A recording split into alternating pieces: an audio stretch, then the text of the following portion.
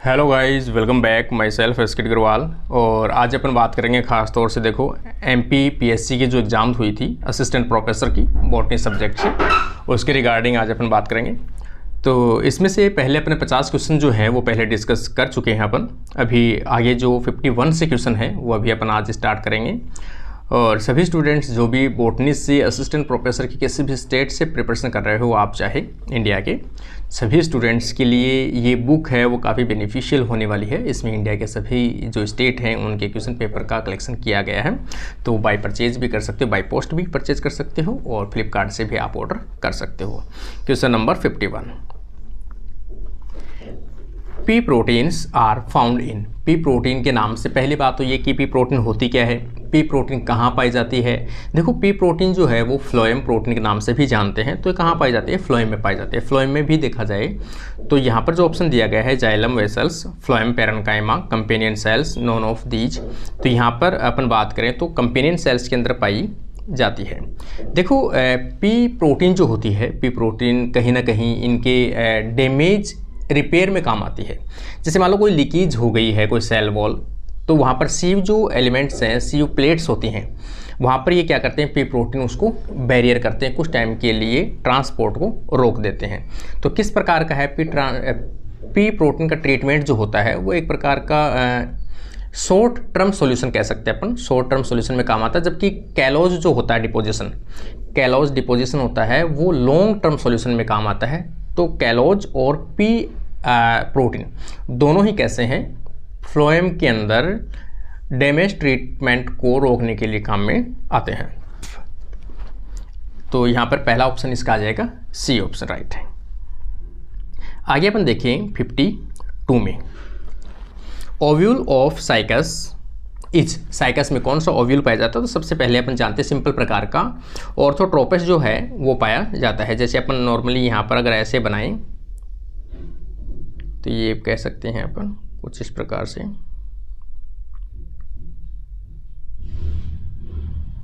कुछ इस प्रकार से सिंपल पाया जाता है, इस प्रकार से। इस प्रकार का जो ओव्यूल होता है उसे अपन क्या कहते हैं, ऑर्थोट्रोपस के नाम से जानते हैं। तो इसका जो राइट आंसर होगा वो कौन सा होगा, C option, orthotropous is the best answer. Next अपन देखें 53 में। ये क्वेश्चन देखो हर एग्जाम में कहीं ना कहीं आपके सामने जरूर आया होगा, ठीक है। क्लेम क्वेश्चन का क्वेश्चन जो है वो हमेशा हर एग्जाम में लगभग पूछा जाता है कि क्लेम कनेक्शन जो है वो किसका एक विशेष करैक्टर है। पहली चीज़ तो क्लेम कनेक्शन जो है वो फंजाई के अंदर देखने को मिलता है। फंजाई की कौन सी क्लास में देखने को मिलता है, तो बेसिडियो माइकोटिना या बेसिडियो माइस्टीज के अंदर देखने को मिलता है। ए ऑप्शन इसका राइट रहेगा।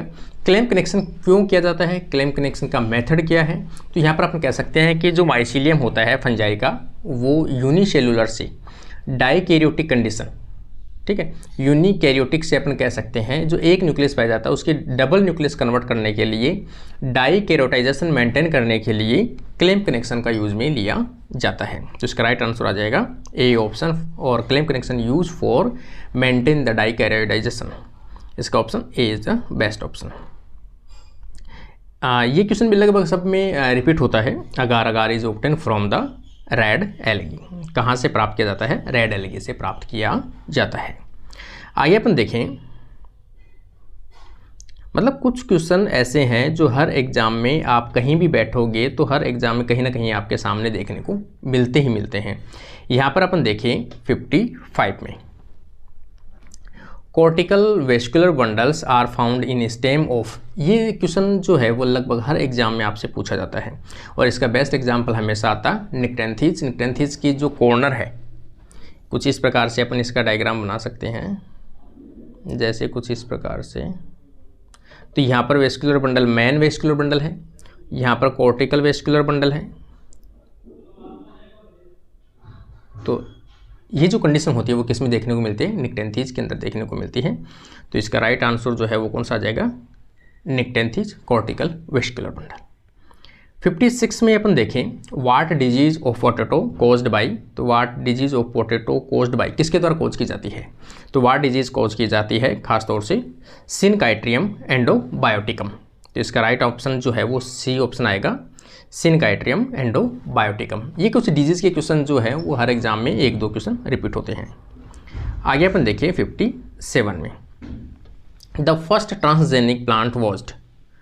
फर्स्ट ट्रांसजेनिक प्लांट कौन सा बनाया गया था? तो यहाँ पर टोबैको इसका बेस्ट आंसर होगा। तो बेस्ट आंसर है इसका A option, tobacco first transgenic plant बनाया गया था।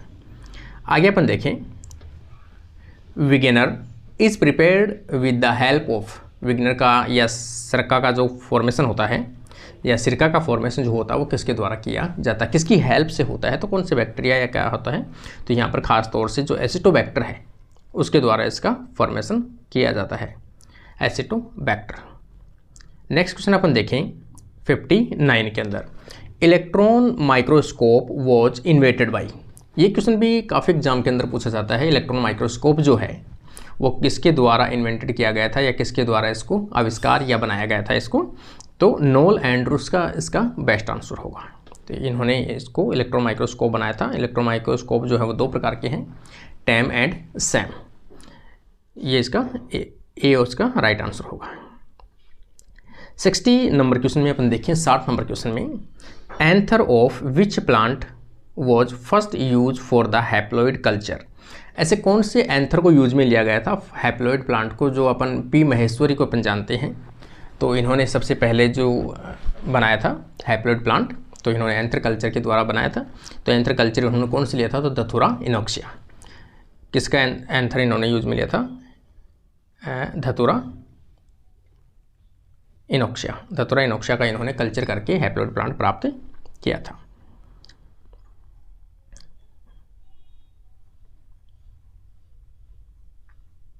आगे अपन देखें,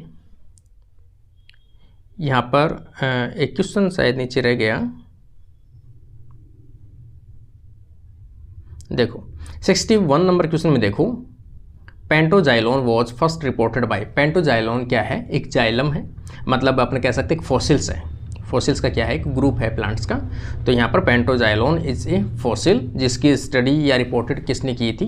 तो यहाँ पर अपन बात करें राजमहल हिल्स जो हैं वहाँ पर बिरबल साहनी, डॉक्टर बिरबल साहनी ने इसकी डिस्कवरी की थी। कहाँ पर? राज हिल्स के अंदर। तो इसका राइट आंसर जो है वो कौन सा आ जाएगा?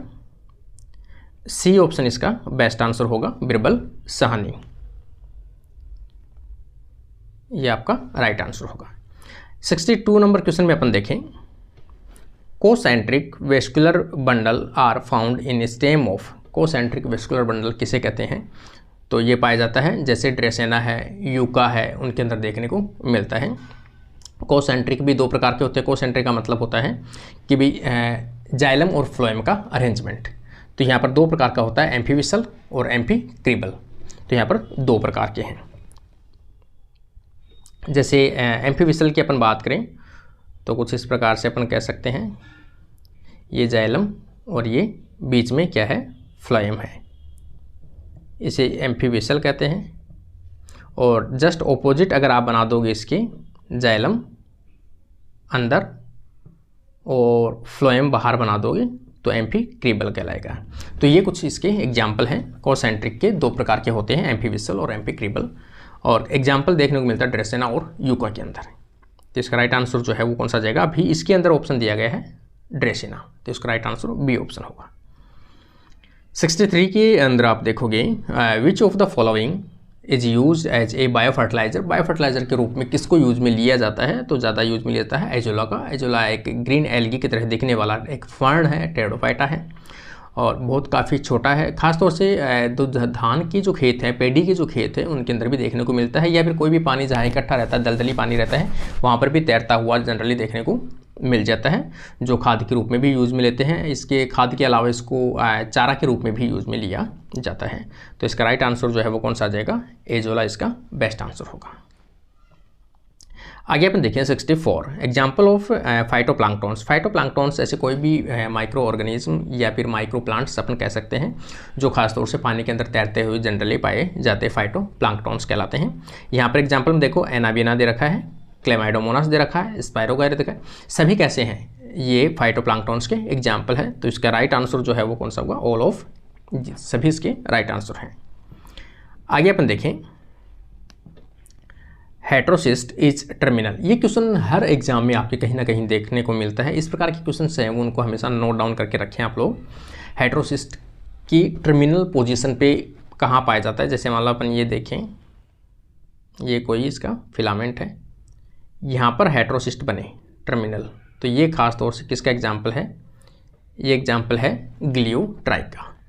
तो यहाँ पर ग्लियोट्राइकिया का एक बेस्ट एग्जाम्पल है जहाँ पर हेट्रोसिस्ट जो है नाइट्रोजन फिक्सेशन करने वाली विशेष स्ट्रक्चर है वो टर्मिनल पोजीशन के ऊपर देखने को मिलता है। राइट आंसर होगा सी ऑप्शन। नेक्स्ट क्वेश्चन अपन देखें 66 में अपन देखें in which plant root are medically important. कौन से प्लांट की रूट जो है वो मेडिकली इंपॉर्टेंट है? तो यहाँ पर रावाल्फिया सर्पेंटाइना, इनकी रूट जो है वो मेडिकली काफ़ी यूजेबल होती है, एल्कलॉइड्स प्राप्त किए जाते हैं। 67 में अपन देखें which substance is responsible for germination of photoblastic seed. Photoblastic seed के जर्मिनेशन के लिए कौन सा यूजेबल है? तो यहाँ पर दे रखा है फाइटोक्रोम, क्रिप्टोक्रोम और फाइटोक्रोम।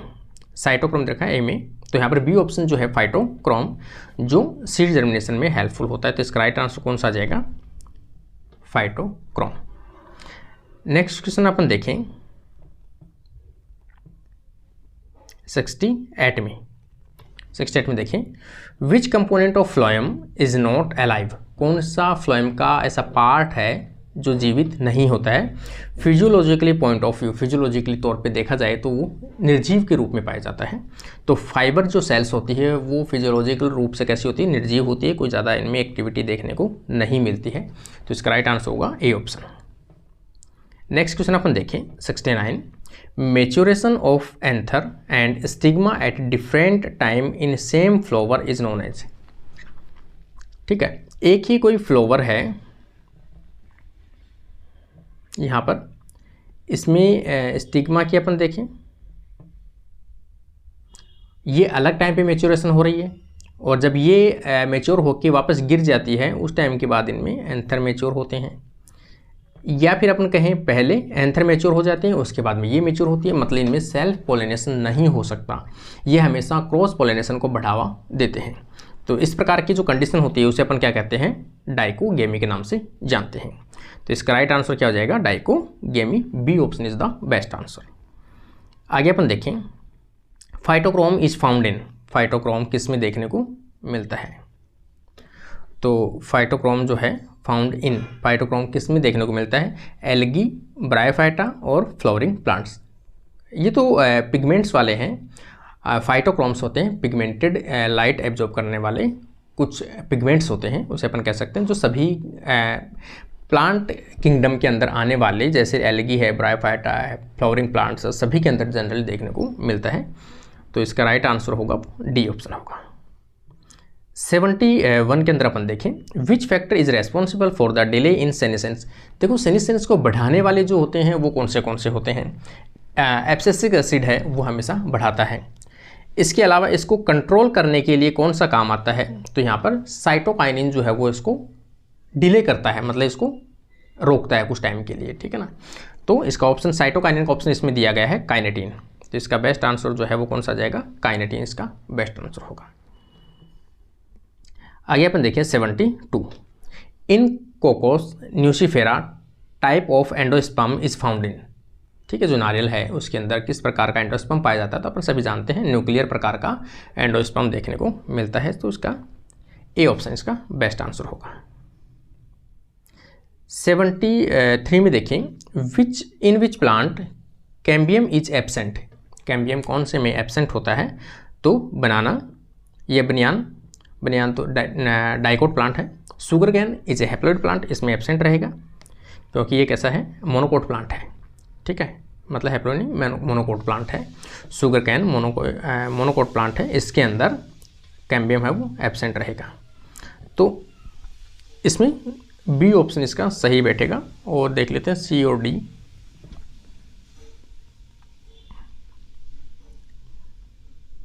देखो मैंगो में भी पाया जाता है और नीम में भी पाया जाता है, इसका मतलब इसका राइट आंसर जो होगा वो बी ऑप्शन ही होगा।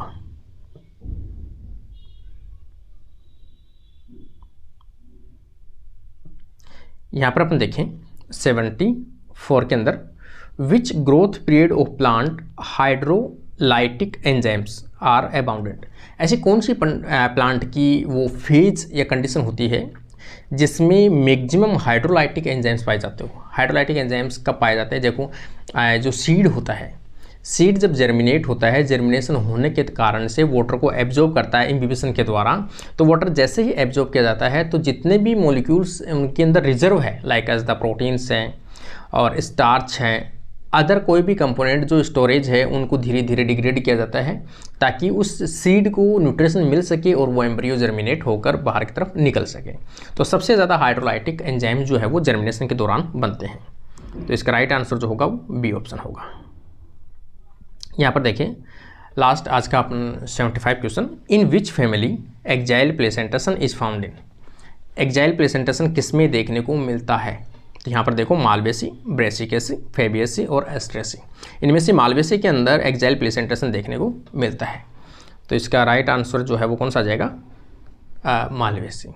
इस प्रकार से आज के अपनी जो क्वेश्चन नंबर 75 तक है वो कंप्लीट हो चुके हैं और अगले पार्ट में अपन 75 से अबोव वाले जो क्वेश्चन हैं उसके बारे में डिस्कस करेंगे। तो सभी स्टूडेंट्स जो भी असिस्टेंट प्रोफेसर के चाहे आप इंडिया किसी भी स्टेट से प्रिपरेशन कर रहे हैं तो डेली अपने चैनल के ऊपर रेगुलर बने रहें और चैनल को सब्सक्राइब करके अपना बेल आइकन जरूर रखें।